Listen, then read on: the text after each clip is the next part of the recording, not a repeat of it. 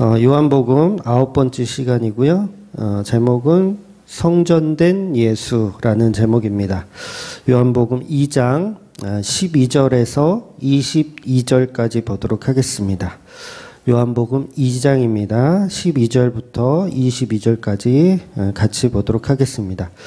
그 후에 예수께서 그 어머니와 형제들과 제자들과 함께 가버나움으로 내려가셨으나 거기에 여러 날 계시지는 아니하리라. 유대인의 유월절이 가까운지라 예수께서 예루살렘으로 올라가셨더니 성전 안에서 소와 양과 비둘기 파는 사람들과 돈 바꾸는 사람들이 앉아 있는 것을 보시고 노끈으로 채찍을 만드사 양이나 소를 다 성전에서 내쫓으시고 돈 바꾸는 사람들의 돈 쏟으시며 상을 엎으시고 비둘기 파는 사람들에게 이르시되 이것을 여기서 가져가라. 내 아버지의 집으로 장사하는 집을 만들지 말라 하시니 제자들이 성경 말씀에 주의 전에 사모하는 열심히 나를 삼키리라 한 것을 기억하더라. 이에 유대인들이 대답하여 예수께 말하기를 내가 이런 일을 행하니 무슨 표적을 우리에게 보이겠느냐.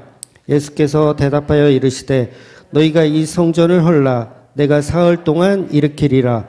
유대인들이 이르되 이 성전은 46년 동안에 지었거늘 내가 3일 동안에 일으키겠느냐 하더라. 그러나 예수는 성전된 자기 육체를 가리켜 말씀하신 것이라. 죽은 자 가운데서 살아나신 후에야 제자들이 이 말씀하신 것을 기억하고 성경과 예수께서 하신 말씀을 믿었더라. 아멘. 네, 이제 지난주하고 이번 주하고 우리가 너무도 잘 아는 이야기를 다루고 있어요. 지난주는 포도주를 만들었었던, 물로 포도주를 만들었었던 내용을 보았고요. 오늘은 이제 흔히들 얘기하는 성전 청결 사건이라고 하는 그 내용을 우리가 보았습니다. 그래서 우리가 너무 잘 아는 내용이기 때문에 사실은 졸려요. 그렇죠? 네, 졸려요. 이 설교가 보통 내가 잘 모르는 얘기면 그래도 그나마 이렇게 듣는데 뻔히 나 다 알아 라는 마음이 있으면 졸게 됩니다. 네, 그래서 졸지 마시고 잘 좀 들어봐 주시면 감사하겠습니다. 지금까지 우리는 이제 지난주에 표적에 관한 이야기를 함께 나누었어요. 그러니까 표적이라는 것은 요한복음에 이제 7번이 등장하는데 그거는 이제 어떤 기적과 관련된 표적이 7번 등장하는 것이고 사실은 모든 게 다 표적이죠. 그러니까 오늘 이 성전에서 예수님이 노끈으로 채찍을 만들어서 막 이렇게 다 후려치는 이것도 사실은 표적인 거죠.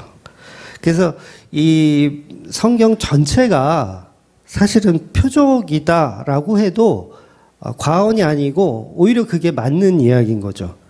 그러니까 국가수에서 이제 시신을 부검할 때 어느 부위를 부검하든, 그러니까 뭐 팔을 부검하든 다리를 부검하든 몸통을 부검하든 전부 살인자를 지목하는 것처럼, 한 사람을 지목하는 것처럼 성경 66권은요 어느 곳을 딱 펼쳐서 보더라도 전부 예수님을 표적하는 내용이더라는 거예요.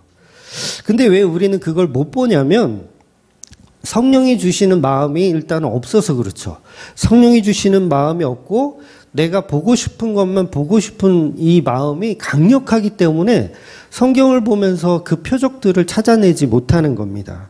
그래서 그걸 이제 눈먼 소경이다라고 예수님이 말씀하시는 거죠. 그래서 포도주를 물로 바꾸고 나서도 제자들은 정확하게 이 표적이 무엇인지를 몰랐어요. 그러니까 와 신기하다, 대단하다, 어떻게 물이 포도주가 변했을까? 여기에서만 머물러 있었다라는 거죠. 그러니까 표적을 보지 못한 거예요.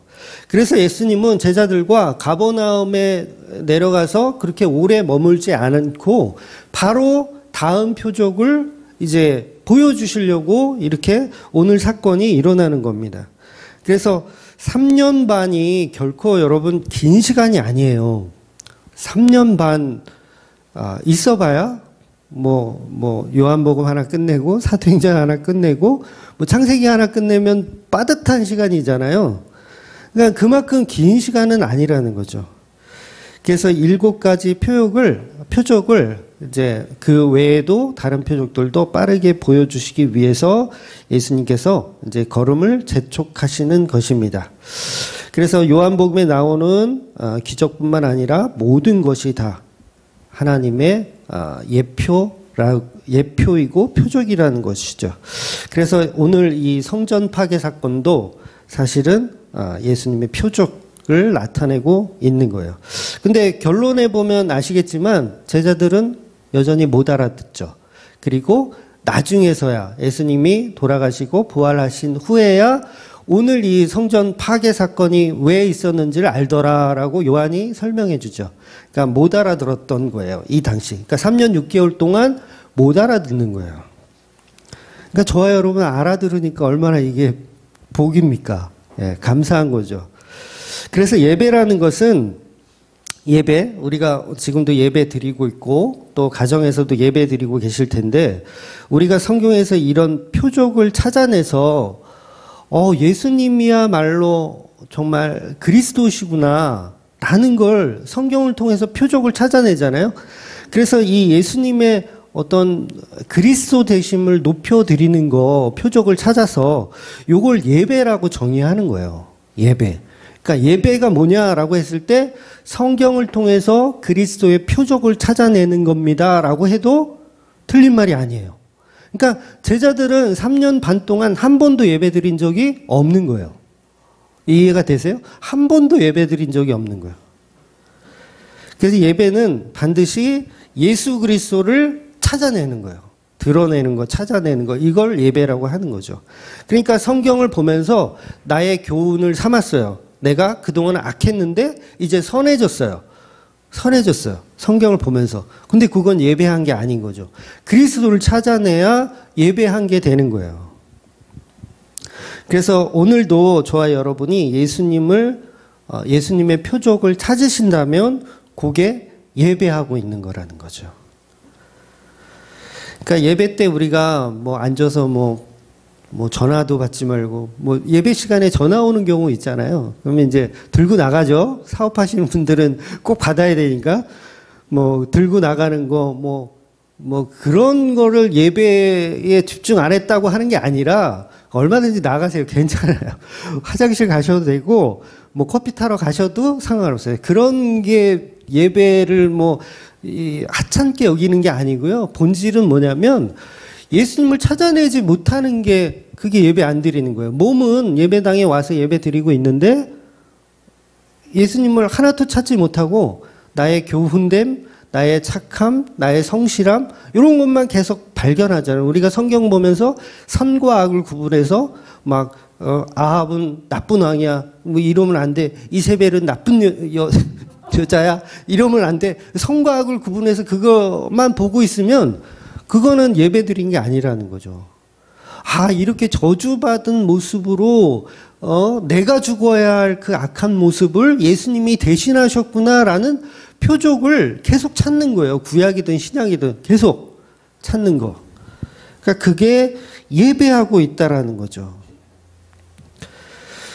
그래서 우리는 예배의 자리에서 엉덩이를 붙이고 있다고 해서 예배 드리는 것이 아니라는 거죠. 그러니까 축도 끝날 때까지 버티자. 이게 예배가 아니라는 거예요. 그래서 예배의 부르심은 예수님이 우리를 부르시는 거잖아요. 그래서 예수님이 부르셨고 우리는 그 음성을 따라 표적을 따라서 예배의 자리에 오는 거죠. 그런데 성경에서 예수님의 표적을 찾아내지 못하고 계속해서 다른 방향성을 계속 보고 나를 주인공으로 해서 성경을 계속 보면 예배한 적이 한 번도 없게 되는 거예요. 그러니까 신앙생활을 30년을 했는데 예수님의 표적을 발견한 적이 없어. 성경 보면서 전부 나를 주인공으로 해서 성경을 봤어 그동안. 그러면 30년 동안 끔찍한 짓 한 거예요. 한 번도 예수님을 찾지 못했다면 예배하지 않았던 거죠. 그러니까 구약에서는 가축으로 제사를 드리는 거, 요게 예배였잖아요. 구약엔 가축의 피로 예배 드리는 거. 그러니까 신약에서는 당연히 예수님의 피로 예배를 드려야 되는 거예요. 그런데 예수님의 피, 예수님의 표적을 찾아내지 못한다면 그건 예배드린 게 아니라는 거죠. 그래서 우리는 성경에서 계속해서 예수님의 피를 찾아야 되는 거예요. 그러니까 너무 간단한 논리죠. 네. 그래서 창세기를 보면서 예수님의 피를 찾는 거예요. 계속. 아, 이삭이 번제로 드려지는 이 모습 보면서 아, 여기 예수님의 피구나. 그걸 찾았어요. 요걸 아, 네가 지금 나를 예배하고 있구나라고 보시는 거죠. 출애굽기를 보면서도 예수님의 피를 찾아가는 거, 이게 전부 예수님의 피라는 거죠. 유월절의 사건을 보면서 아, 예수님의 피가 여기도 있네 라고 찾아가는 거. 그래서 4장에서 한 번 더 말씀드리겠지만 예배라는 것은 이미 예수님의 피로 뿌려졌기 때문에, 예수님이 십자가로 이미 뿌려졌기 때문에 우리는 그 피의 냄새 맡고 오는 거예요. 그러니까 여기 여러분이 이 예배당에 지금 왜 오셨냐면 예수님의 피 냄새를 맡고 오신 거예요. 그래서 보통 보면 예배의 부르심이라고 그러잖아요. 근데 그 피를 제공하신 분이 예수님이기 때문에 우리는 사실 그 피 냄새 맡고 우리의 의지와 상관없이 온 거예요. 그러니까 낚시하는 사람들이 물고기를 이렇게 낚았을 때, 물고기 잡았을 때 야, 물고기가 나를 찾아왔네 라고 생각하는 사람 없잖아요. 물고기가 나를 찾아왔네가 아니라 내가 물고기를 잡은 거죠. 그런 개념인 거예요. 그러니까 예수님이 오게 한 거지 우리가 예수님을 찾아온 게 아니라는 거죠. 그래서 하나님은 예수님의 피라는 십자가를 먼저 뿌리시고 그 피를 찾아오는 사람들을 예배자라 이렇게 말씀하시는 거예요. 그래서 하나님이 예배하는 자를 찾으신다는 표현을 4장에서 하시는 겁니다. 그래서 그동안은 한 명도 예배자가 없었던 거예요. 그러니까 구약의 모든 사람들은요, 한 번도 하나님을 예배한 적이 없는 거예요. 이거 잘 이해하고 들으세요? 구약의 모든 사람들은 한 번도 하나님을 예배한 적이 없어요. 그런데 예배할 때가 온대요. 예수님이 4장에 가서 사마리아 우물가 여인을 만나서 이제 예배할 때가 온대요. 그러면서 설명하신 이유가 뭐죠? 피가 뿌려지기 때문에 이제 신령과 진정한 예배가 이루어진다는 거죠. 그래서 구약의 모든 사람들, 모세나 다윗도 한 번도 예배 드린 적이 없는데 예수님께서 십자가에 달려서 죽으심으로 피 뿌림으로 인해서 다윗이 드렸던 예배가 되는 거예요. 이해가 되시죠? 그동안은 예배 드린 적이 없는데 예수님의 피로 인해서 모세가 예배 드린 자가 되는 거고 다윗도 예배 드린 자가 되는 거죠. 예수님의 피로 인해서.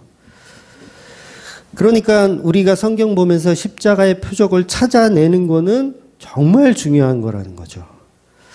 그래서 그 십자가의 피를 찾아내지 못하면 주일날 11시에 오셔서 저와 여러분은 개모임을 하다 가시는 거죠. 개모임을 하다가 막 남들 흉보고 저 사람 흉보고 이 사람 흉보고 종교 활동하다가 개모임 하다가 돌아가신 거죠. 예배한 적이 없는 거예요. 그럼 그런 가짜 예배를 드리고 있는 교회들이 있다면 어떻게 해야 될까요? 네, 오늘 본문 말씀처럼 전부 엎어버려야죠. 그냥 채찍을 만들어 가지고 다 엎어버려야 돼요. 그래서 오늘 본문처럼 그런 교회 아닌데 교회인 척하는 그런 가짜 성전을 본문에서 예수님께서 파괴시켜 버리는 겁니다. 그러니까 복음과 무관한 짓을 하고 있는 바리새인들의 성전을 파괴시키는 거죠. 이 말은 실제로 교회마다 이렇게 가스통 들고 폭파시키라는 얘기가 아니에요. 네, 오해 마세요. 저 교회는 예수님의 피가 없어. 저 교회는 당장 들어가서 내가 광대상을 다 엎어버리고 막 이래야 돼. 그런 얘기가 아닙니다. 그러니까 성경을 보면서 표적을 찾아낼 수 있어야 된다는 거예요. 예수님만이 선지자들이 말씀하신 메시아구나. 예수님만이 우리의 갈증을 채워주시는 본질이구나. 요걸 볼 수 있어야 되는 거죠. 그러니까 신앙 고백을 이제 바로 찾아서 모든 말씀이 예수님의 피로 십자가의 표적이라는 걸 알 수 있어야 한다는 것입니다. 그래서 오늘도 저와 여러분은 오늘 본문에 등장하는 성전이라는 표적에 이것이 바로 예수 그리스도의 몸이라는 말씀에 감격하는 거, 요게 바로 이제 예배라는 거죠. 그래서 그 예배를 통해서 우리는 믿음이 생기는 거예요. 예배를 통해서. 그래서 아까도 말씀드린 대로 22절 마지막 쪽 결론에 보면 지금은 제자들이 이 표적을 못 알아보죠. 잘 알지 못해요. 요게 이제 믿음 없는 상태라는 거예요. 표적을 보지 못하면요, 믿음 없는 거예요. 그래서 예수님이 계속 믿음 없는 애들을 데리고 3년 6개월 동안 보여주시는 거죠. 그래서 예수님이 이제 죽으시고 부활하신 후에야 비로소 믿음이 생기는 거예요. 그래서 예수님이 노끈으로 채찍을 만져서 성전을 파괴하셨던 이 사건, 이 표적을 뒤늦게 알게 되더라는 거죠. 그래서 나중에 믿음이 생기는 겁니다. 그래서 표적은 오늘 본문뿐만 아니라 모든 성경이 다 사건, 사고, 어떤 사건, 사고든 전부 다 표적이라는 거예요. 그러니까 이건 제가 해석해내는 게 아니라 예수님이 직접 다 해석을 이미 다 해 주셨어요. 그 대표적인 해석이 뭐였죠? 요나의 표적. 요나의 표적. 요나는 구약에 나오는 어떤 사건이잖아요. 사건이고 인물이잖아요. 근데 그 인물이 예수 그리스도의 피를 상징한다고 예수님이 직접 해석을 해 주시잖아요. 그래서 그 요나의 표적뿐만 아니라 구약에 나오는 모든 사건, 사고는 전부 다 예수님의 표적인 거예요. 그런데 구약에 나온 모든 사건들을 예수님이 다 해석은 못 해주시죠. 시간적 한계가 있으니까. 그래서 저 같은 사람한테 그거를 이제 하게끔 이렇게 말씀해 주시는 거죠. 그래서 우리가 구약을 보면서 표적이 아닌 줄 알았는데 구약도 역시 전부 다 표적이었더라는 것입니다. 그래서 요나의 표적은 이제 마태복음과 누가복음에 보면 사람들이 예수님에게 당신이 하나님의 아들이라면 우리한테 어떤 기적을 보여달라고 요구를 하잖아요. 그때 그 증거를 보여달라고 했을 때 예수님이 내가 너희들에게 보여줄 표적은 요나의 표적밖에 없다. 그 얘기를 말씀하시는 거예요. 그러니까 놀라운 기적을 보여달라고 했을 때 예수님은 표적을 말씀하시더라는 거죠. 이게 굉장한 복음인데 물론 바리새인들은 못 알아듣죠. 그러니까 요나가 무슨 피노키오도 아니고 물고기 뱃속에 왜 들어가요? 피노키오도 아니고. 그래서 물고기 뱃속에 들어가서 3일 동안 흑암을 경험하잖아요. 그 경험한 3일 동안 경험한 게 나에 대한 얘기야 라고 예수님이 하시잖아요. 그래서 내가 3일 동안 이제 죽고 땅속에 묻혀 있다가 3일 후에 부활할 거야 라는 그 요나의 이야기가 바로 내 얘기를 지금 쓰고 있는 거야 라고 설명을 해주는 거죠. 그러니까 이런 식으로 모든 성경은 전부 예수님에 관한 이야기를 표적하고 있다라는 거죠. 그래서 오늘 본문을 보면 이제 잘못된 이해가 이런 거죠. 예수님이 얼마나 깡이 좋으신지 봐라. 오늘 본문 보면서 예수님 얼마나 깡이 좋으신지 봐라. 상인들을 상대로 그 호리호리한 몸으로 채찍 하나 달랑 들고 거기 조폭 출신도 막 있을 거 아니에요. 그 당시 최고의 권위를 가진 사내들인 공회원들이 거기를 다 장악하고 있기 때문에 그런데도 채찍 하나 들고 가서 거기를 상을 다 뒤엎는 우리 예수님의 깡이 얼마나 멋지지 않냐. 우리도 이런 걸 본받아야 된다. 복음 앞에 깡이 없냐. 그러면 세상 사람들이 코로나로 모이지 말라 그러면은 막 이렇게 안 모이고 왜 이렇게 깡이 없냐. 이런 식으로 잘못된 예로 설교하는 경우가 있더라는 거죠.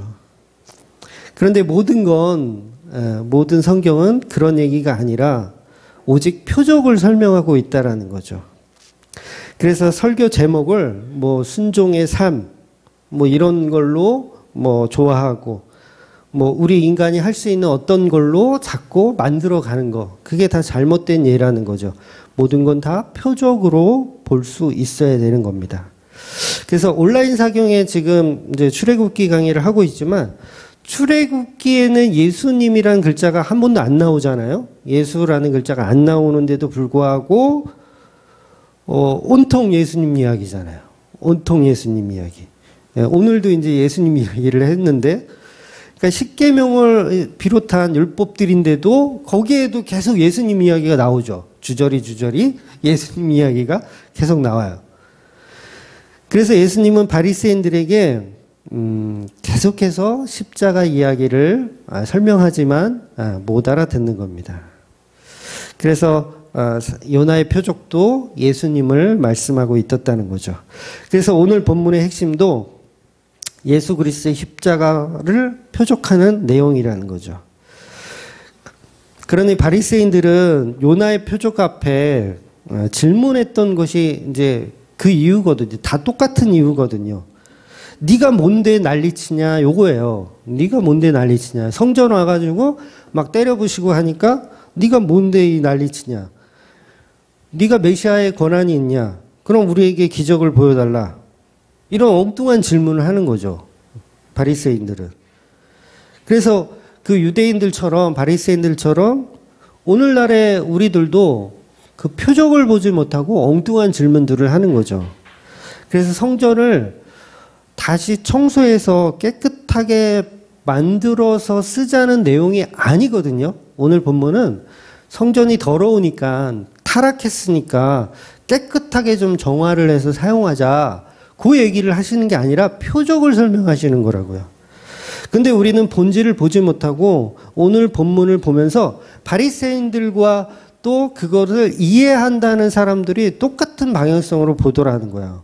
그러니까 깨끗한 교회를 만들어야 된다라는 식으로 오늘 본문을 이해하게 되는 거죠. 물론 접근 단계에서 초보적 단계에서는 맞는 얘기예요. 그런데 그걸 본질로 예수 그리스도의 표적으로 볼 수 있어야 되는 거죠. 그래서 예수님은 지금 성전에서 재물 장사하는 사람들을 몰아내고 이 성전을 깨끗이 청소를 해서 다시 사용하라는 말씀을 하시는 게 아니라 완전 파괴해야 된다라는 말씀을 하고 계신 거죠. 파괴. 성전 무너뜨려라 라는 말씀을 하더라는 거예요. 그래서 우리가 흔히 잘못 오류를 범하면 이제 건강한 교회를 만들어야 된다. 오늘 말씀 보면서 윤리적으로 도덕적인 어떤 부패가 없는 교회를 만들어야 된다. 뭐 세습 없는 교회를 만들어야 된다. 우리 막내가 그 유치원 졸업사진 찍었거든요. 제가 한번 카톡에 한번 올려드릴게요. 이거는 딱 세습해야 될 것 같아. 나중에 한번 저희 카톡으로 올려드릴게요. 좀 웃겨가지고. 그러니까 그런 얘기를 오늘 본문이 하고 있는 건 아니라는 거죠. 그런데 여전히 우리는 그걸 좋아해요. 윤리도덕적인. 성경은 단 한 구절도요. 윤리도덕을 결론으로 말하지 않아요. 그러니까 그거를 과정으로 설명할 수는 있는데 그걸 결론으로 말하지 않는다는 거죠. 그래서 우리가 뭐 예를 들면 기차를 공부할 때 기차 이렇게 뭐 한 칸, 두 칸 연결되는 이 기차를 공부할 때 맨 앞에 있는 동력을 가지고 있는 기차를 공부하는 게 그게 진짜 공부잖아요. 뒤에 딸려오는 기차들은 그건 의미가 없잖아요. 그런데 우리는 그 동력을 공부하지 않고 자꾸 다른 거에 집중하는데 그게 뭐냐면 그게 선과 악이고 그게 윤리도덕이라는 거예요. 그래서 십자가 복음을 바르게 알면요. 건강한 교회는 그냥 따라오는 거예요. 그건 따라오는 거예요. 그러니까 행함이 없는 믿음은 죽은 믿음이 맞아요. 그런데 그 행함은 그 첫 번째 기차가 바로 가면 뒤에 기차들은 다 묶여져 있기 때문에 자동적으로 따라가는 거예요. 근데 이 십자가의 표적이 없어버리면 뒤에 거는 의미가 없는 거죠. 한마디로 속이는 거죠. 착한 척 하는 거고 건강한 척 하는 거고 괜찮은 교회인 척 하게 되는 거죠. 그래서 지금의 교회들이 건강한 교회를 추구하지만 결국 그건 복음을 훼손하고 십자가 피의 표적을 자꾸 훼손하는 역할밖에는 안 되더라는 거예요. 당연히 십자가로 이루어진 교회는요. 장사하지 말라 그래도 교회에서 장사할 수가 없어요. 장사할 수가 없어요. 장로 되는데 5천만 원이에요? 5천만 원? 이런 장사를 할 수가 없다고요. 그러니까 건강한 교회가 될 수밖에 없어요. 십자가의 표적을 바로 알면. 그래서 그 내용을 우리가 사도행전에서 조금 이렇게 좀 다루었고, 교회는 다른 종교 단체와 다르게 구제봉사에 목숨 거는 단체가 아니라는 거죠. 가장 중요한 구제봉사가 뭐죠? 우리 인간에게 가장 필요한 구제봉사. 십자가 복음이잖아요. 그것 말고 더 강력한 구제봉사가 있나요? 성경은 그걸 얘기하는 거거든요. 가장 시급한 거. 복음이죠. 십자가 복음. 구제하고 봉사가 아니라. 그러니까 우리 또 막내 유치원에 이제 어느 날 제가 데리러 갈 때 이제 한 번은 이제 늘 차로 다녔는데 한번 걸어갔어요. 골목 로타리 지나서 좀 있거든요. 로타리 지나서 걸어가는데 벽화가 아주 멋있게 그려져 있는 거예요. 골목 안에. 봤더니 막 사람들이 막 즐거운 모습을 하고 있는 그런 벽화였어요. 너무 멋있는 벽화를 이런 골목에다 이렇게 그려놨네. 참 보기 좋다라고 하는 제가 그걸 감상했죠. 그래서 걸음을 멈추고 뭔가 이렇게 봤더니 거기 나와 있는 캐릭터가 어디서 많이 본 캐릭터야. 그 보니까 뭐 I love 파주 이렇게 써 있기도 하고 뭐 사람들이 막 즐거워하는 모습이 있어요. 근데 유심히 보니까 하얀 양복을 입고 있는 그 캐릭터가 가만 보니까는 누구랑 닮았어. 누군가 했더니 이만희 씨하고 닮은 거예요. 그러니까 거기에는 이웃을 사랑하는 뭐 파주를 사랑하는 신천지 무슨 봉사단체 해가지고 이렇게 벽화를 그려놨더라고요. 그러니까 그런 뭐 파주의 구제봉사하고 이런 거는 그냥 타 종교인들이 하는 거고요. 이단들이 즐겨 하는 거예요. 진짜 기독교는 그런 걸 하는 게 아니라 생명의 복음을 전하는 거죠. 십자가 복음을 전하는 게 진정한 구제봉사라는 거예요. 그러니까 우리가 우선순위가 바뀌어서는 안 되죠. 그러니까 구제봉사를 하지 말라는 얘기가 아니라 먼저 중요한 건 십자가 복음이 먼저 가고 그 다음에 구제봉사가 그냥 자연스럽게 따라가는 게 맞더라는 거예요. 그래서 가장 중요한 건 예수님의 표적, 예수님의 피를 선포하는 것이고 그 자체가 예배이고 그 자체가 전도라는 거죠. 그러니까 오늘 본문 보면서 세상도 인정할 만한 부정부패가 없는 교회 만들기라든가 상식이 통하는 교회 만들기라든가 이런 식으로 본질을 흐려서는 안 된다는 거죠. 그러니까 오늘 본문을 성전 정화라든가 성절 청결 사건 사실 이 말 자체가 잘못된 말이라는 거죠. 예수님은 성전을 정화하고 청소하려는 의도가 없으세요. 이 성전을 다 무너뜨려라, 부셔버려라, 파괴해라 이 말씀을 하고 있다라는 거죠. 그러니까 예수님은 성전 파괴를 말씀하고 계신 겁니다. 그런데 유대인들은 예수가 성전을 모독했다고 하면서 이제 성질을 내는 거잖아요. 성전을 모독했다. 그래서 십자가에 살해를 해버리는 거죠. 유대인들은. 그러니까 단순한 성전 정화였다면 아마 바리새인들 중에서도 반성하는 사람이 있었을 거예요. 그러니까 성전 정화에 관련돼서 바리새인지만 반성하는 사람이 있었을 거예요. 왜냐하면 그래 예수라는 저 사람 말이 맞지. 성전 안에까지 와가지고 여기까지 그냥 이방인의 뜰이거든요. 거기가 이방인의 뜰까지 와가지고 거기서 뭐 장사하고 돈 바꾸고 이건 아니지. 내가 봐도 이건 아니야. 성전 밖에서는 얼마든지 하지만 성전 안까지 오는 건 이건 잘못된 거야. 예수의 말이 맞아. 라고 반성하는 사람이 있었을 거란 얘기예요. 그런데 그건 복음이 아닌 거예요. 그러니까 우리도 교회 다니면서 거기까지는 반성을 하더라는 거예요.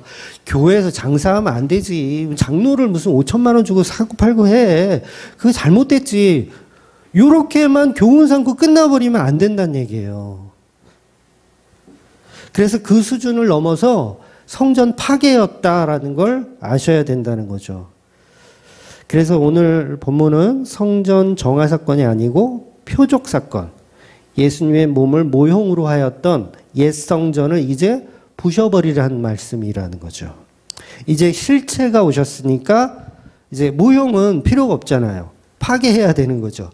그러니까 아파트 건축할 때 모델하우스 같은 거 짓잖아요. 그 사람들 와서 모델하우스 보고 이제 이 아파트가 어떤지를 이제 확인하고 나서 이제 완공이 되고 입주가 끝나면 모델하우스가 필요가 없죠. 당연히 부셔서 거기를 무슨 뭐 어린이집을 만든다든가 뭐 다른 걸 만들지 아니면 아예 그냥 다 부셔버리든가 그걸 계속 사용할 필요가 없더라는 거죠. 그래서 예수 그리스도가 이제 그 성전의 실체로 오셨기 때문에 성전은 부셔져야 하는 거예요. 그래서 하나님은 인간이 만든 건축물 속에 들어가시는 분이 아니잖아요.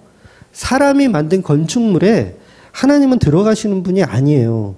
그러니까 우리가 성전이라고 명칭하잖아요. 성스러운 어떤 전, 하나님이 계신 전, 이렇게 이름 붙였다고 해서 천지를 창조하신 하나님이 고작 그 솔로몬 성전은 100평이 안 돼요. 100평도 안 되는 그 좁은 공간에 하나님이 들어가 있다고 생각을 해보세요. 끔찍하지 않아요? 하나님은 무소부재하신 분인데 인간이 아무리 그 성전에다 금으로 도배를 했다고 한들 거기에 하나님이 들어가 계시면 그게 좋겠냐고요. 하나님이. 끔찍한 거죠. 그건 날아다니는 독수리를 잡아다가 자, 세 장에 조그만 세 장에 가둬놓은 꼴밖에 안 되는 거죠. 그래서 하나님은 인간이 건축한 건축물에 그 속에 들어가시는 분이 아닙니다. 우리가 사도행전 때 봤지만 한번 볼게요. 제가 읽어드릴게요. 사도행전 17장 24절. 우주와 그 가운데 있는 만물을 지으신 하나님께서는 천지의 주제시니 손으로 지은 전에 계시지 아니하시고 또 무엇이 부족한 것처럼 사람의 손으로 섬김을 받으시는 것이 아니니 이는 만민에게 생명과 호흡과 만물을 친히 주시는 이심이니라. 그러니까 하나님은 우리가 만든 건축물 속에 들어가시는 분이 아닌 거예요. 그러니까 우리에게 섬김을 받으시는 분도 아니에요. 우리가 많이 좀 섬긴다고 이렇게 우리가 사기를 치죠. 근데 섬김을 받으시는 분도 아니에요. 우리의 정성, 우리의 피땀 눈물, 우리의 갸륵한 마음 다 안 받으신다는 거예요. 하나님은. 이렇게 하나님은 인간이 만든 건축물 속에 들어가시는 분이 아닌데 그런데 들어갔다고 설명하는 게 바로 성전이잖아요. 이게 무슨 얘기냐면 성전을 왜 그러면 있냐? 성전 왜 있냐 그럼? 뭘 설명하기 위해서? 천지의 주제신 그 하나님이 인간이 만든 건축물 속에 들어가시면 안 되는 하나님인데 들어가세요. 요게 뭐냐면 요게 인카네이션이라는 거예요. 성육신이라는 거예요. 그러니까 이 성전을 통해서 예수님을 설명하고 있었던 거죠.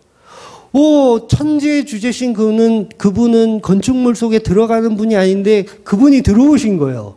그분이 바로 예수 그리스도라는 거죠. 독수리가 인간이 만든 세장으로 들어오신 거예요. 요게 성육신이라는 거예요. 그러니까 성전은 예수님의 육체를 설명하고 있는 거예요. 하나님의 육체를 설명하고 있는 거. 그러니까 온 우주, 태양계열을 만드시고 지구를 창조하신 그분이 60kg 정도 되는, 물론 추정이지만 60kg 되는 인간의 몸 안으로 들어오신 거예요. 그게 예수님인 거죠. 그걸 우리가 뭐라고 부르냐면 임마누엘이라고 부르는 거예요. 임마누엘. 그래서 구약의 성전은 예수님을 설명하는 좋은 예표죠. 천지의 주제가 들어올 수 없는 공간에 들어오셨다. 이건 굉장히 은혜잖아요. 엄청난 은혜잖아요. 그래서 예수님이 인간의 육신으로 오신 거죠. 하나님이 인간의 육신으로 오신 거. 그래서 하나님은 다윗의 성전이 필요 없는 분이죠. 원래는. 그래서 하나님이 다윗한테 나 성전 필요해 건축해줘 이렇게 안 하셨어요. 다윗이 먼저 내 집도 이렇게 크고 화려할 거를 내가 꿈꾸는데 우리 하나님 성전 하나 지어드려야지 하지. 그 마음에서 다윗이 먼저 성전을 지어드리려고 했어요. 근데 하나님이 허락을 안 하십니다. 다윗에게 허락을 안 하세요. 그래서 다윗이 성전을 건축하기 위해서 막 자재들을 다 준비하죠. 그래서 성전 건축할 그 준비 과정을 다 했는데 하나님이 안 돼. 넌 안 돼. 거절하신 거예요. 다윗의 성전을 하나님이 거절하셨어요. 왜 거절했나 봤더니 다윗 너는 피를 너무 많이 묻혔어. 전쟁을 너무 많이 했어. 그래서 그 성전을 누가 건축하게 되냐면 그 아들 솔로몬이 하게 되는 거예요. 솔로몬은 어떤 이유가 있냐면 다윗의 자손의 개념이 있고 또 좀 더 들어가면 평화의 왕을 상징해요. 평화의 왕, 지혜의 왕. 그러니까 반드시 솔로몬이 성전을 지어야 이 표적이 완성되기 때문에 그래요. 그래서 솔로몬이 예수님을 상징하기 때문에 솔로몬은 예수님을 상징하는 거예요. 평화의 왕, 샬롬의 왕이기 때문에 그것을 표적할 수 있는 인물인 솔로몬이 성전을 건축하게 되는 거예요. 그래서 바로 오늘 본문이 말하는 예수님의 몸을 표적하기 위해서 솔로몬의 성전의 개념이 필요했던 겁니다. 물론 지금 있는 이 예수님 때 있었던 성전은 솔로몬 성전은 아니고 이제 헤롯 성전이라고 해요. 그래서 솔로몬 성전은 이제 부셔졌고 이미 이전에 부셔졌고 이제 새로 건축을 한 거죠. 그래서 인간들이 생각하는 성전의 개념은 솔로몬 성전이든 뭐 수룹바벨이든 뭐 헤롯 성전이든 늘 동일합니다. 우리가 생각하는 성전의 개념은 동일해요. 그러니까 하나님의 계신 곳이라고 착각하는 거죠. 하나님이 계신 거, 하나님이 여기 계시다라고 착각하는 거. 그런데 헤롯 성전 안에는 하나님이 없었던 거죠. 하나님 어디 계셔요? 예수님 안에 계신 거죠. 예수님 안에. 예수님의 육체 안에 하나님이 계신 거죠. 이게 이제 삼위일체의 개념, 성육신의 개념 다 들어있는 거죠. 그러니까 성전이란 뜻이 거룩한 전이잖아요. 거룩한 전. 그러니까 예수님이 거룩한 전인 거죠. 그래서 예수님이 계신 곳이 성전이에요. 예수님 안에 하나님이 계시니까. 그러니까 한마디로 예수님이 진짜 성전이죠. 그러니까 헤롯 성전은 성전도 아니고 성전인 척 하는 거예요. 그러니까 헤롯 성전 자체가 그냥 헤롯이 그냥 유대인들을 위해서 말 잘 듣게 하기 위해서 너네들 성전 좋아하지? 그럼 내가 지어줄게 해가지고 짓고 있는 거거든요. 그러니까 사실 성전도 아닌 거죠, 그건. 성전인 척 하고 있는 거죠. 그래서 예수님이 그거 가짜다. 그거 무너뜨려라. 이제 실체가 왔다라고 채찍을 가지고 가서 채찍으로 그 성전을 때려서 부시는 거예요. 웃긴 얘기 같죠? 성전을 어떻게 채찍으로 때려서 무너뜨려. 그런데 보세요. 예수님이 십자가에 달리기 전에 채찍으로 맞아서 거의 고반 죽잖아요. 그러니까 뭐예요? 성전이, 진짜 성전이 채찍에 맞아서 무너지는 거예요. 요걸 예수님이 예표로 설명하고 있는 거예요. 성전 안에서 왜 채찍을 갖고 가요? 저 같으면 뭐 도끼나 야구방망이나 뭐 이런 걸 들고 가겠어. 채찍 그거 갖다가 이게 효과가 있나요, 이게? 이거는 1대1 상대할 때만 좋지, 다수를 상대할 때는 야구방망이가 짱이에요. 일단 들었다 하면 일단 상대가 쪼니까. 근데 채찍 들고 있으면 상대가 쪼나요? 안 쫄죠? 야구방망이 같은 게 좋은데 예수님은 일부러 채찍을 가지고 들어갔어요. 그 채찍이란 단어가 동일한 단어예요. 예수님이 맞았을 때 사용했던 단어하고 동일한 단어를 사용해요. 그러니까 성전을 파괴하는 거죠. 예수님은 가짜 성전을 파괴하는 거고 인간은 진짜 성전을 파괴하는 거죠. 그 예표를 담고 있는 거예요. 그래서 모형인 성전을 파괴시켜라. 이제 진짜가 오셨다라는 거죠. 그래서 성전된 예수님의 몸을 채찍으로 때려 죽이는 거죠. 어떻게 보면 성전된 예수님의 몸을 채찍으로 때려 죽이는 거.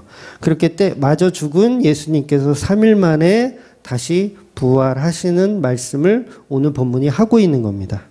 결국 성전은 뭐냐면 하나님의 임재를 드러내는 장소이거든요. 하나님의 임재. 그러니까 하나님의 임재가 어디에 있다는 거냐면 예수님에게 있다라는 거죠. 하나님의 임재. 그래서 예수님을 찾는 사람이 하나님을 찾는 사람인 거예요. 그걸 예배자라고 하는 거죠. 그러니까 성전의 용도는 철저하게 예수님의 몸을 표적하고 있었던 거. 그러니까 다른 해석은 전부 본질적인 해석이 아니에요. 성전은 무조건 예수님의 몸을 상징한다. 그러니까 지금도 우리가 예루살렘 있는 그 성지순례 찾아가서 거기서 막 하나님이 거기에 있는 것처럼 막 호들갑을 떨잖아요. 지금도 거기 가면 막 유물들이 있잖아요. 옛날 건축물들이 뭐 통곡의 벽 뭐 그런 거 있어가지고 막 통곡의 벽에다가 손을 얹고 막 눈물로 콧물로 통곡하며 기도한다고 그러는데 그게 지금 생쇼를 하고 있는 거죠. 하나님 보실 때는 생쇼를 하는 거고 그게 우상숭배하는 거죠. 우리가 찾아가야 할 성지순례는요. 성경 66권이에요. 우리가 찾아가야 할 성지순례는 성경 66권. 그러니까 성지순례를 꼭 가야만 그게 성지순례가 아니라 내가 제주도에 가서 성경 하나 들고 내가 제주도 3박 4일로 내가 여행 가야지 가서 성경 하나 들고 가서 성경책 보는 거야. 3일 동안 아무도 이 타치를 안 받고 내가. 그럼 그게 뭐 한 거예요? 성지순례 한 거예요. 그게 성지순례. 그러니까 우리가 우상숭배인지 모르고 그렇게 성지순례 가가지고 그렇게 호들갑들을 떠는 거예요. 물론 그 여행 가지 말라는 거 아니에요. 여행 가도 돼요. 가셔요. 저도 안 가봤어요. 한 번은 가보고 싶어요. 근데 그게 성지적 개념이 아니라 어떤 그 성경의 어떤 배경을 알기 위해서 가는 거지 거기에 뭐 하나님이 있고 거기에 뭐가 있어서가 아니라는 거죠. 그렇게 하면 그게 우상숭배가 되는 거예요. 그러니까 교회 와서 교회 딱 처음 들어오면 보통 우리 교인들은 다 기도하잖아요. 예배당에 앉아서 기도하잖아요. 뭐 그게 잘못됐다는 거 아니에요. 오해는 마시고. 이 십자가 보면서 합장하시는 분들도 간혹 있잖아요. 십자가 보면서 이렇게 합장하잖아요. 그거나 절에 가서 부처님 불상 앞에서 합장하는 거나 똑같다라는 거예요. 똑같다라는 거. 본질을 모르면 성지순례 예루살렘 가가지고 이렇게 기도하는 거나 뭐가 다르냐는 거죠. 그래서 오늘날의 교회들이 예배당을 성전이라고 부르는 것 자체가 이게 코미디인 거예요. 아직도 많은 교인들은 예배당을 성전이라고 불러요. 마치 거기에만 하나님이 계시다라고 생각하는 그 잘못된 것. 그러니까 성전 건축이라는 말도 웃긴 거죠. 성전 건축. 건축 헌금 더 웃긴 거고. 성전 건축이란 말도 웃긴데 성전 건축 헌금은 더 웃긴 거예요. 그러니까 뭐 솔로몬의 1000번째 예물 그것도 웃긴데 솔로몬의 1000번째 헌금 뭐 그런 것도 다 웃긴 거죠. 뭐 월삭 예배, 뭐 월삭 헌금. 지금은 철저하게 성전이 아니고 성전은 예수님이고 지금은 예배당이라고 부르는 게 맞습니다. 교회라는 말도 우리가 생각할 때 건물을 먼저 떠올리지만 건물이 아니라 코이노니아, 우리의 공동체, 우리 공동체를 사실 먼저 떠올려야 되는 거예요. 그런데 편의상 우리가 나 교회 간다 그러면 파주에 있는 금촌에 있는 그 주맘 교회를 이렇게 상상하지만 사실은 우리 무리들 가운데 예수님의 몸된 그 무리들 가운데 함께 하려고 간다라는 이 의미가 더 정확한 의미라는 거죠. 그런데 우리는 이런 것들을 전부 잘못된 생각으로 보도라는 거예요. 마치 이곳이 성지인 것처럼 파주에 있는 주맘교회만 성지인 것처럼 착각하는 그 자체가 우상숭배예요. 그래서 제가 언젠가 그 말씀 드린 것 같아요. 주일 성수 한 번도 안 빠진 분은 제발 한 번 빠지라고. 내가 10년 동안 나 주일 성수 한 번도 어긴 적이 없다고 생각하시는 분은 제발 좀 한 번 빠지라고. 말씀드리는 거예요. 이곳이 성지가 아닌데 여길 성지라고 착각하는 거예요. 그래서 성전은 예수님의 몸을 상징한다는 것입니다. 눈에 보이는 거대한 성전을 말하는 게 아니라는 거죠. 그래서 오늘 본문을 오해하지 말아야 하는 것은 예수님은 성전을 청소하신 것이 아니라 다시 사용하실 생각이 없으세요. 다시 사용할 생각이 없고 부셔버리라고 말씀하시는 거예요. 그래서 예수님이 성전이 되셔서 십자가에 무너지시고 무너진 성전에 3일 만에 일으키시는 거죠. 일으키시는 거. 성전이 무너졌는데 성전이 다시 일어나는 거. 예수님의 부활을 말씀하시는 거죠. 요걸 표적하고 계신 거예요. 표적. 그러니 오늘 본문이나 지난주 나누었던 가나 혼인잔치 표적이나 성경이 말하고 싶은 결론은 늘 똑같더라는 거예요. 저와 여러분 평생 그 표적을 찾다가 죽는 거예요. 네. 설교도 마찬가지죠. 설교도 표적을 설교하는 거예요. 평생을. 십자가만 설교하는 거죠. 그러니까 빈 물동이를 채운 하인들의 열심을 본받아 봤자 그건 표적이 될 수가 없더라는 거죠. 맛있는 포도주를 먹어봤자 포도주를 먹어봤더니 엄청 맛있어. 그래봤자 피를 상징해내지 못하면 의미가 없다라는 거죠. 그러니까 포도주가 상징하는 것은 예수님의 피였다라는 사실을 알았을 때 그게 진짜 복음이 되는 거죠. 그래서 우리가 예수를 믿고 혼인잔치에 참여하여 기적을 처음엔 체험하잖아요. 포도주 마시면서 기뻐하고 어디서 이런 맛 좋은 포도주를 가지고 오셨냐라고 하면서 우리는 그걸 기뻐하며 마십니다. 네, 포도주 맛있잖아요. 네. 근데 맛있게 먹었는데 잔치가 다 끝났어요. 맛있게 먹었는데 나중에 내가 먹은 그 포도주가 예수님의 피라는 사실을 알았을 때 어떻게 될까요? 먹었던 포도주를 토해낼 수밖에 없는 상황이 되는 거죠. 그래서 마태복음과 마가복음에 보면 제자들이 예수님한테 그거 청탁하잖아요. 예수님 왕 되시면 나는 우의정, 좌의정 하나씩 달라 그러잖아요. 그랬을 때 예수님이 그런 말씀을 하세요. 너희가 구하는 것이 무엇인지 알지 못한다는 말씀을 하세요. 그러니까 이게 무슨 말이냐면 내가 주는 이 잔이 무엇인지 알았더라면 너희는 결코 즐거워하며 마실 수가 없을 것이라는 말씀을 하세요. 그러니까 우리는 복음을 듣고 잔치에 참여하고 포도주를 마셨을 때 입에서는 너무 달죠. 막 기쁘고 막 좋아요. 예수 믿으면 이렇게 좋은 거야? 이렇게 복 받는 거야? 막 이런 기적을 체험하는 거야? 막 너무 좋아. 근데 제대로 된 표적을 보고 나면 쓴물이 이제 올라오는 거죠. 그래서 입에서는 달지만 배에선 쓰게 되는 거예요. 요걸 회개라고 하는 거죠. 이 배에서 쓰게 되는 이 상황, 회개라는 거죠. 내가 혼인잔치에 참여해서 즐겁고 먹고 마시고 행복했는데 해피했는데 이게 예수님의 피였대. 그동안 그런데 나는 표적을 못 본 거야. 그럼 어때요? 토가 나오는 거죠. 회개가 터져 나올 수밖에 없는 거죠. 그래서 오늘 본문을 조금만 더 살펴보도록 하겠습니다. 오늘 이후로는 제가 설교를 그렇게 길게 안 한다고 분명히 약속을 드렸어요. 그러니까 당시 유대인들은 6월절에 하나님의 말씀을 알고 율법을 다 지키려고 했어요. 그래서 6월절이 되면 흩어져 있던 유대인들이 다 예루살렘에 모여서 이제 제사를 드려야 되는 거예요. 근데 제사를 드리기 위해서는 제물이 반드시 필요한데 이제 제사를 드릴 땐 돈으로 바칠 수 없잖아요. 제물이 분명히 필요한데 멀리 사는 사람들이 있어요. 그러니까 예루살렘에 안 살고 지방에 살거나 외국에 사는 사람들도 유대인들은 와가지고 6월절에 제사를 드려야 되거든요. 그래서 처음에 이제 집에서 소나 양을 가지고 출발하죠. 근데 예루살렘에 막 수십 킬로를 걸어왔어. 그랬더니 소가 막 비실비실해. 양이 막 비실비실해.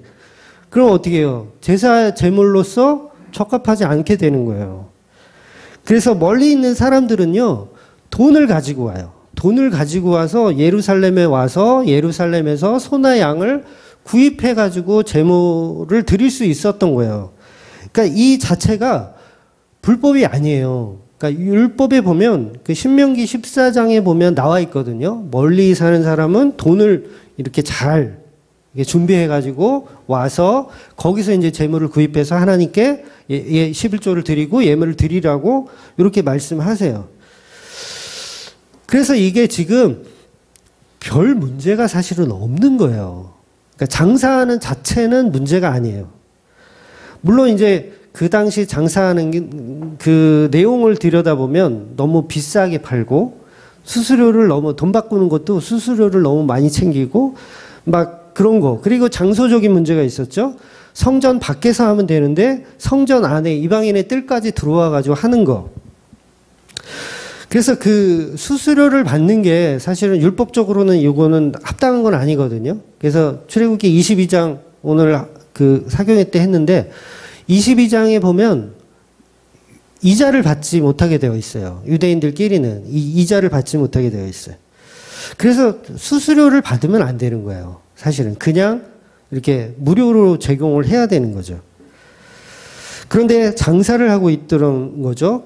그리고 그 당시에는 이스라엘은 로마의 속국이었기 때문에 화폐가 다 로마식 돈이었잖아요. 그래서 로마 돈은 거기에 이제 황제의 그림이 그려 있어요. 화폐 안에 우리 막 세종대왕 심사인단 그려져 있는 것처럼 그 로마의 그 화폐에 사람의 얼굴이 그려져 있기 때문에 유대인들은 그걸 성전에 바치지 못했던 거예요. 우상숭배라고 생각해서. 그래서 그걸 이제 환전을 해줘야 돼요. 그러니까 바칠 수 있는 돈으로. 보통 그걸 이제 세겔이라고 해서 예수님도 이제 그 반세겔을 베드로와 함께 이렇게 성전세를 내시거든요. 그래서 20살이 되면 유대인들은 성전세를 의무적으로 내야 됐어요. 가난한 자나 부자나 상관없이 의무적으로 반세겔을 내게 되어 있어요. 그래서 요거는 뭐 잠깐 팁으로 말씀드리면 예수님도 성전세를 내셨어요. 반세겔을 내셨는데 이제 사람들이 베드로한테 야 너네 스승은 왜 성전세 안 내?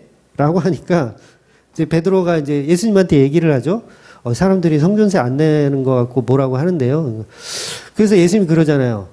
야, 하나님의 아들이 자기 집에서 성전세 내면 되겠냐? 그랬더니 아니죠. 안 내는 게 맞죠. 그런데 그러나 내가 사람들이 실족할 수 있으니까 내가 낼게. 그리고 독특한 방법을 하나 말씀하시는데 베드로 보고 이제 낚시를 해라. 낚시를 해서 물고기를 잡으면 그 입속에 한 세겔이 있을 것이다. 그러면 그 한 세겔로 너와 나를 위해서 이제 성전세로 주라고 말씀하세요. 그래서 베드로가 실제로 낚시를 했더니 그 물고기 입에 한 세겔이 있어서 그걸 예수님과 베드로의 몫으로 성전세를 냅니다. 근데 이게 또 여기도 또 요나의 표적이 사실 들어있는 거죠. 그러니까 물고기가 토해낸 요나. 물고기가 토해낸 요나가 바로 예수 그리스도였고 베드로였던 거죠. 그러니까 교회와 예수 그리스도가 하나가 되어서 성전 안에 성전세가 되시는 거예요. 이 개념을 이제 신랑 되신 예수와 신부된 교회로 이렇게 설명하시는 내용을 예표하고 있는 것이고요. 아무튼 그래서 성전세는 제사 제물과 별개로 일종의 의무금, 제물이 아니에요. 이건 의무금. 그런데 이 의무금의 환전세를 이제 착복을 하고 있었던 거죠. 그렇게 이제 돈 바꾸는 자들이 있었고요. 소나 양을 파는 자들. 그러니까 그 사람들이 장사를 하니까 예수님께서 노끈으로 채찍을 만드셔가지고 우발적으로 한 게 아니에요. 계획된 일을 진행하신 거예요. 예수님은 계획된 사건이죠. 그래서 성전에 가셔서 소나 양을 다 내쫓아 버리세요. 내쫓아 버리고 계산대를 뒤엎어 버리는 거죠. 계산대를 뒤엎어 버리고. 그리고 예수님이 훈계를 하시는데 소나 양을 파는 사람들은 이제 소 잡으러 양 잡으러 갔나 봐요. 정확한 사실을 모르겠는데 그러니까 돈 바꾸는 사람들에게 훈계를 하지 않으시고 본문은 유독 비둘기 파는 장사꾼들에게만 말씀을 하세요. 그래서 오늘 본문 잠깐 보면 16절에 비둘기 파는 사람들에게 이르시되 이것을 여기서 가져가라. 내 아버지의 집으로 장사하는 집을 만들지 마라 하시니. 그러니까 약간 이상하지 않으세요? 왜 비둘기 파는 사람들에게만 말씀하셨을까? 그러니까 마태하고 마가는 이렇게 표현 안 하거든요. 그러니까 모든 사람을 싸잡아서 말씀하신 걸로 나와 있어요. 근데 요한복음만 독특하게 비둘기 파는 사람들에게 이르시되라고 표현하는 거예요. 그러니까 뭐 이건 뭐 여러 가지 신학적인 해석이 있지만 성전 이 파괴 사건이 한 번이었냐, 두 번이었냐, 여러 번이었냐, 요거 이제 신학자들끼리 약간 의견이 분분하거든요. 근데 저는 이제 두 번 이상으로 봐요. 그러니까 지금 요한복음의 사건은 초기, 예수님이 사역할 때 초기 사건이고, 마태, 마가에 나온 건 이제 십자가에 달리기 얼마 전 사건으로 봐요. 그래서 저는 두 번 이상 있었던 걸로 보고, 이 요한복음에서는 분명히 이 비둘기 파는 자들에게 집중적으로 말씀을 주신 거죠. 그러니까 이게 어떤 의미가 있냐면, 비둘기라는 개념은 소와 양하고는 전혀 다른 개념이에요. 왜냐하면 비둘기는 소나 양을 살 수 없는 아주 가난한 그런 사람들을 위해서 특별히 만든 거거든요. 그러면 여러분 여기서 개념을 딱 이해하셔야 돼요. 비둘기 파는 거에도 이윤을 남겨서 파는 건 요거는 개쓰레기인 거예요. 한마디로. 쓰레기 중에서도 개쓰레기. 근데 여러분 비둘기가 우리나라에서 가축일까요? 아닐까요? 비둘기. 가축으로 분류할까요? 아니면 그냥 야생 새로 분류할까? 애매하죠? 네, 네이버에 물어보세요. 그러니까 우리나라는 이게 가축이라는 생각이 별로 안 들잖아요. 뭐 실제로 가축일 수도 있어요. 제가 알아보진 않았어요. 그러니까 무슨 우리나라도 애완용으로 기르는 동물들이 있잖아요. 새, 뭐 십자매라든가 뭐 이런 거는 이제 애완으로 기르기 때문에 가축으로 이렇게 들어갈 수가 있겠지만, 아무튼 뭐 가축인지 아닌지 모르겠는데 이걸 가축으로 생각하는 나라도 있죠. 그러니까 뭐 중국 같은 경우는 비둘기 고기 요리해 먹잖아요. 뭐 중국은 뭐 못 먹는 게 없죠. 그러니까 프랑스도 비둘기 고기가 있더라고요. 비둘기 요리가. 그리고 이집트에도 비둘기 요리가 있고. 그래서 성경에 보면요, 비둘기를 두 가지로 분류를 해줘요. 그러니까 집 비둘기, 산 비둘기, 이렇게 두 가지로 분류를 해주세요. 그러니까 한마디로 집 비둘기는 가축으로 볼 수도 있고 산 비둘기는 가축이 아닌 걸로 볼 수 있죠. 그런데 중요한 건 하나님이 율법에서 제사를 설명하실 때 그걸 상관없다고 하세요. 그러니까 집 비둘기도 상관없고 산 비둘기도 상관없다는 얘기예요. 이 얘기는 뭐냐면 아무리 가난해서 재물이 없으면 그냥 비둘기 잡아다가 제사 드려라, 그런 의미인 거예요. 그래서 저 어렸을 때 저희 아버지가 저희 앞마당에 이제 남의 집 새 들어 살 때 저희 앞마당이 컸어요. 근데 거기 이제 새 그물을 이렇게 펼쳐요. 주로 겨울에 했던 것 같아. 겨울에 새 이 그물을 펼치면 이제 아침에 일어나면 그 그물에 참새가 막 서너 마리 막 그쵸, 아버지? 생각나시죠? 잡혀 있어요. 그러면 그거 이제 아침에 이제 꺼내다가 그거 이제 잡아먹었어요. 네. 근데 뭐 참새가 뭐 먹을 건 없어요. 뭐 살도 별로 없고. 그러니까 워낙 가난하더라도 산비둘기는 얼마든지 잡을 수 있기 때문에 요걸 하나님께서 허락을 하신 거예요. 돈이 없는 사람도 제사를 드릴 수 있도록 허락하신 거. 요 개념이 이제 과부와 고아의 개념이죠. 그러니까 과부나 고아는 돈이 없기 때문에 제사를 드릴 수 없으니까 산에 가서 그런 거라도 그물이라도 쳐서 뭐 어떻게 해서든 잡아서 하라는 그런 상품이었던 거죠. 그래서 예수님은 더더욱 이 비둘기 파는 자들에게 본질적인 걸 설명하고 싶은 마음이 있으셨던 거예요. 그래서 성전은 예수 그리스도의 예표로 보지 못하고 율법으로도 사실은 못 지키고 있었다라는 거예요. 그러니까 이 개념을 이해하시죠? 율법으로도 못 지키고 있었고 표적으로도 못 받고 그러니까 사실 율법으로 사실 먼저 봐야 되거든요. 그래야 표적이 보여요. 그러니까 율법이 무조건 틀렸다, 뭐 성전, 아니, 교회는 성전 아니다, 이게 필요 없다라는 게 아니라 이런 게 필요한 거예요. 아, 내가 그동안은 교회를 성전으로 모셨어. 저와 여러분이 교회를 성전으로 모셨어. 근데 성경이 보니까 성전이 아니래. 요건 예배당이래. 요게 들어오잖아요. 그러면 율법을 알았고 그 다음에 복음을 알은 거예요. 요게 순서예요. 그러니까 이걸 제가 정죄하지 말라고 하는 이유가 그거예요. 그거 하나의 과정이니까 그걸 내가 복음 안다고 해서 모르는 사람을 이렇게 막 정죄하지 말라는 이유가 그거거든요. 그래서 그 과정이라는 거죠. 그래서 예수님이 비둘기 파는 자에게 그 율법적인 거를 먼저 딱 얘기를 하신 거예요. 너네는 개쓰레기다. 소나 양 하는 애들보다 더 개쓰레기다. 라는 걸 설명하시는 거예요. 율법으로 뭐를 설명하시려면 표적을 설명하고 계신 거죠. 근데 우리가 지금도 이렇게 비둘기 팔아먹고 있는 거잖아요. 교회에서. 응? 권사, 장로 돈 주고 팔고. 응? 비둘기 팔아먹는 꼴이죠. 아니 권사, 장로를 왜 돈 주고 팔아요? 오히려 돈을 받고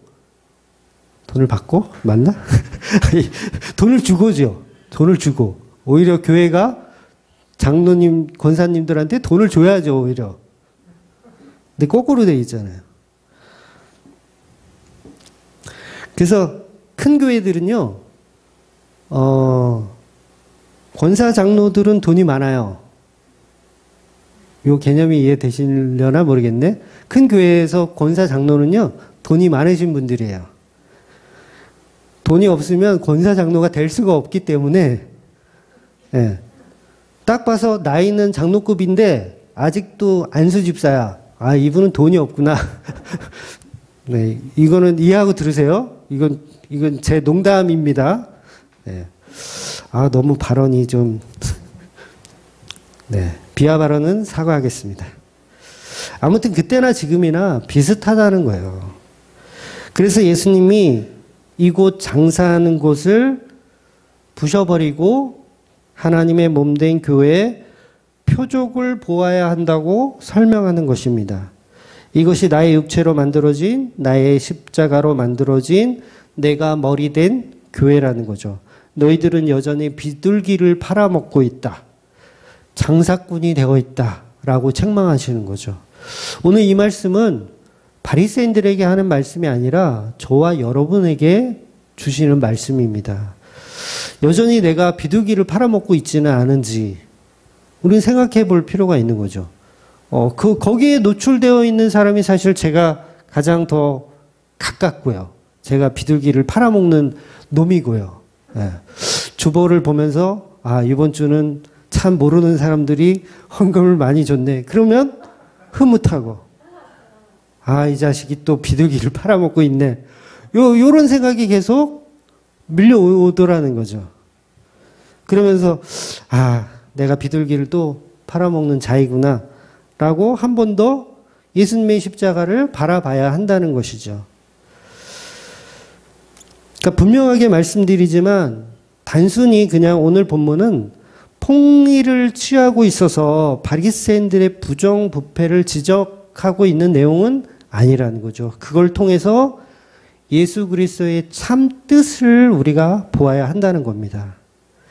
결국 소나 양이 아니고 육체 대신 예수 그리스도.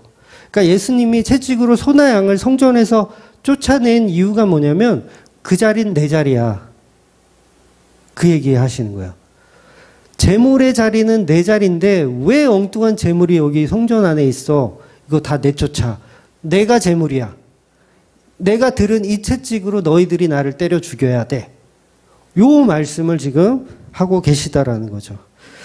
그러니 저와 여러분은 교회라는 복음 안에 장사하는 곳이 아니고 성전도 아니고 오직 예수님의 몸된 교회로 알고 그 교회를 표적하는 예수 그리스도를 표적하는 그 십자가의 죽음을 은혜로 알고 예수님만이 우리의 제물 되심을 인정하고 그 예수 그리스도의 주 되심을 높여드리는 그래서 예배자가 되시는 저와 여러분이 되시기를 주의 이름으로 축원드리겠습니다. 아멘. 기도하겠습니다.